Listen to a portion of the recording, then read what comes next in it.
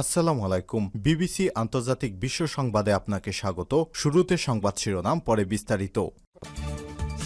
বাংলাদেশের সর্বশেষ গুরুত্বপূর্ণ আপডেট সংবাদে আপনাকে স্বাগত। শুরুতেই সংবাদ শিরোনাম, পরে বিস্তারিত। প্রথমেই জানাবো, মুরাদনগরে ৩ জনকে পিটিয়ে হত্যা। কুমিল্লার মুরাদনগরে নারীসহ একই পরিবারের ৩ জনকে পিটিয়ে হত্যার ঘটনা ঘটেছে আজ। উপজেলার বাঙ্গরাবাজার থানার কোরইবাড়ি গ্রামে নিজ বাড়ি থেকে তাদের মরদেহ উদ্ধার করেছে পুলিশ। নিহতরা হলেন রুবি আক্তার, রাসেল ও জোনাকি। স্থানীয়রা বলছে তারা সবাই একই পরিবারের সদস্য। জানাবো, মার্কিন হামলায় ইরানের পরমাণু কর্মসূচি ২ বছর পিছিয়ে গেছে বলছে পেন্টাগন। ইসরায়েলের সঙ্গে সংঘাতের মধ্যে ইরানের ৩টি পরমাণু স্থাপনায় মার্কিন যুক্তরাষ্ট্রের বিমান হামলার পর দেশটির পারমাণবিক কর্মসূচি অন্তত ৩ বছর পিছিয়ে গেছে বলে দাবি করেছে যুক্তরাষ্ট্রের প্রতিরক্ষা দপ্তর পেন্টাগন। এরপর জানাবো, পশ্চিম তীর নিয়ে ইসরায়েলি মন্ত্রীর হুমকি, সৌদি আরবের কড়া নিন্দা। অধিকৃত ফিলিস্তিনি ভূখণ্ড পশ্চিম তীরের উপর পূর্ণ সার্বভৌমত্ব আরোপের বিষয়ে এক ইসরায়েলি মন্ত্রীর বক্তব্যের তীব্র নিন্দা ও প্রতিবাদ জানিয়েছে সৌদি আরব। আজ সৌদি পররাষ্ট্র মন্ত্রণালয় থেকে প্রকাশিত এক বিবৃতিতে এই নিন্দা জানানো হয়। এদিকে বান্দরবানের রুমায় সেনা অভিযানে কেএনএফের কমান্ডার সহ নিহত ২। বান্দরবানের রুমা উপজেলার দুর্গম পাহাড়ে সেনাবাহিনীর অভিযানে কুকিচিন ন্যাশনাল আর্মি বা কেএনএফের কমান্ডার সহ ২ সন্ত্রাসী নিহত হয়েছে আজ। সংবাদ বিজ্ঞপ্তিতে বিষয়টি সেনাবাহিনী নিশ্চিত করেছে। এদিকে ভিয়েতনামের সঙ্গে নতুন বাণিজ্য চুক্তি ঘোষণা ট্রাম্পের। ভিয়েতনামের সঙ্গে নতুন একটি বাণিজ্য চুক্তিতে পৌঁছেছে যুক্তরাষ্ট্র। চুক্তির আওতায় ভিয়েতনাম থেকে আমদানি করা পণ্যের উপর ২০% শুল্ক আরোপিত হবে। প্রিয় দর্শক, এতক্ষণ শুনছিলেন সংবাদ শিরোনাম, এবারে বিস্তারিত। তবে তার আগে বন্ধুরা, অনুরোধ থাকবে এই সংবাদটিতে একটি লাইক দিন। এই চ্যানেলে আপনি নতুন হয়ে থাকলে আমাদের সংবাদটি দেখতে দেখতে চ্যানেলটি সাবস্ক্রাইব করে রাখুন। কমেন্ট করে বন্ধুরা আপনার মূল্যবান মতামত জানিয়ে দিন বন্ধুরা, আপনি বিশ্বের কোন দেশ থেকে বা বাংলাদেশের কোন স্থান থেকে আমাদের সংবাদটি দেখছেন এবং শুনছেন। আর বন্ধুরা, গাজা যুদ্ধে আপনি যদি নিরীহ ফিলিস্তিনিদের ভালোবেসে থাকেন, কমেন্টে ইয়েস লিখে বিশ্ববাসীকে জানিয়ে দিন। সংবাদটা আপনার সোশ্যাল মিডিয়া ফেসবুকে শেয়ার করে বন্ধুদেরও দেখার সুযোগ করে দিন। এবারে বিস্তারিত। মুরাদনগরে ৩ জনকে পিটিয়ে হত্যা। কুমিল্লার মুরাদনগরে নারীসহ একই পরিবারের ৩ জনকে পিটিয়ে হত্যার ঘটনা ঘটেছে আজ। উপজেলার বাঙ্গরাবাজার থানার কোরইবাড়ি গ্রামে নিজ বাড়ি থেকে তাদের মরদেহ উদ্ধার করেছে পুলিশ। নিহতরা হলেন রুবি আক্তার, রাসেল ও জোনাকি। স্থানীয়রা বলছে তারা সবাই একই পরিবারের সদস্য। নিহতরা হলেন রুবি আক্তার, রাসেল ও জোনাকি। স্থানীয়রা বলছে তারা সবাই একই পরিবারের সদস্য। তারা সবাই মাদকের সঙ্গে যুক্ত ছিলেন। দীর্ঘদিন ধরে এলাকার মানুষের সঙ্গে তাদের বিরোধ ছিল, কারণ তারা এলাকায় মাদক বিক্রি করত, তারপর এলাকার যুব সমাজকে ধ্বংসের পায়তারা করছিল। তাই পুরো এলাকার সমস্ত মানুষ এক হয়ে তাদের বিরুদ্ধে এই পিটে হত্যাকাণ্ডের ঘটনা ঘটিয়েছে। জানা গেছে তারা সবাই যেভাবে মাদককে বিস্তার করছিল, তাতে করে পুরো এলাকা ধ্বংসের দ্বার প্রান্তে চলে এসেছে। তাই এলাকার মানুষ কোনো উপায়ন্ত না দেখে তাদেরকে পিটিয়ে হত্যা করেছে।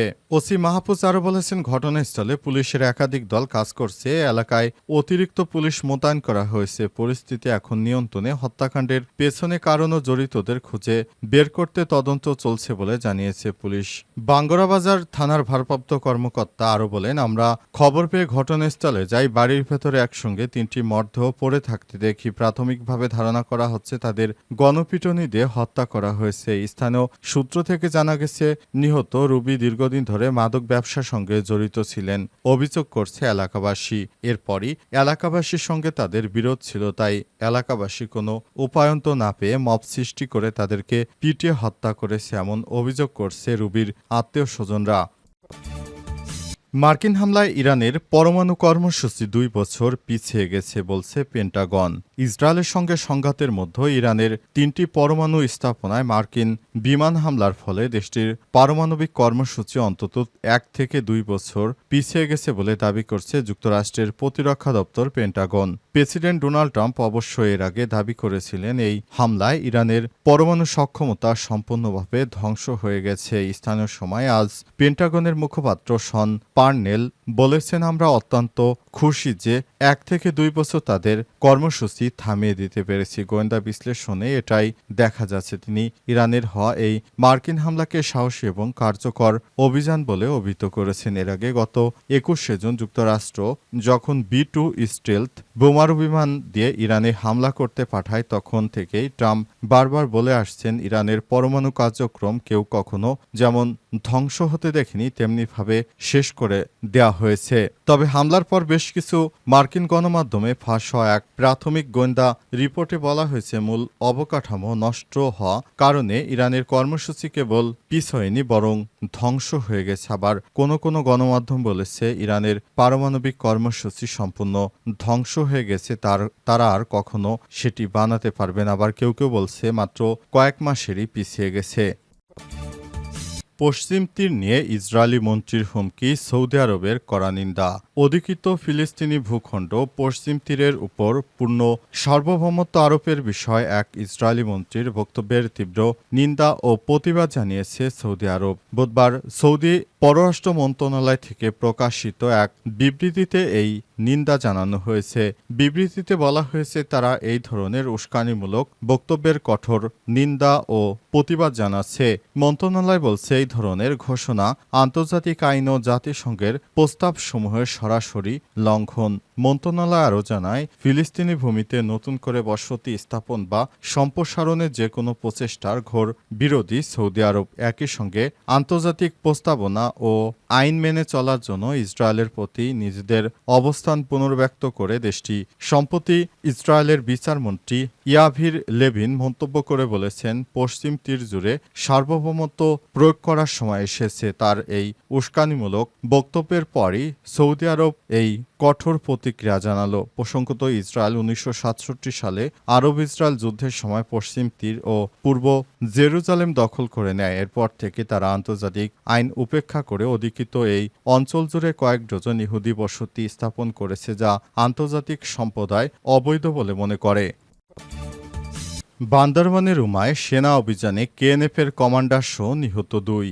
বান্দরবানের রুমা উপজেলায় দুর্গম পাহাড়ে সেনাবাহিনীর অভিযানে কুকিচিন ন্যাশনাল আর্মি বা কেএনএফের কমান্ডার সহ 2 সদস্য নিহত হয়েছে। আজ এক সংবাদ বিজ্ঞপ্তিতে এই কথা জানিয়েছে আন্তঃবাহিনী জনসংযোগ পরিদপ্তর আইএসপিআর। বিজ্ঞপ্তিতে বলা হয়েছে, রুমা উপজেলা দুর্গম পাহাড়ে সেনা অভিযানে কুকিচিন ন্যাশনাল আর্মির কমান্ডার সহ 2 জন নিহত হয়েছে। সেখান থেকে 3টি এসএমজি, একটি রাইফেল, অস্ত্র ও গোলাবারুদ উদ্ধার করা হয়েছে। অভিযান এখনও চলছে। এ বিষয়ে বিস্তারিত সংবাদ সম্মেলন করে পরে জানাবে সেনাবাহিনী। এর পক্ষ থেকে বিষয়টি জানানো হবে। সেনাবাহিনী সবসময় বাংলাদেশে সন্ত্রাসমুক্ত করার জন্য চেষ্টা করে যাচ্ছে। বাংলাদেশ সেনাবাহিনী সবসময় পাহাড় থেকে সন্ত্রাসীদের দমনে কঠোর অবস্থানে রয়েছে। মাঝে মাঝেই কেএনএফের সদস্যরা সেনাবাহিনীকে লক্ষ্য করেও গুলি ছোড়ে। তাদেরকে এবার চরম শিক্ষা দিয়েছে সেনাবাহিনী।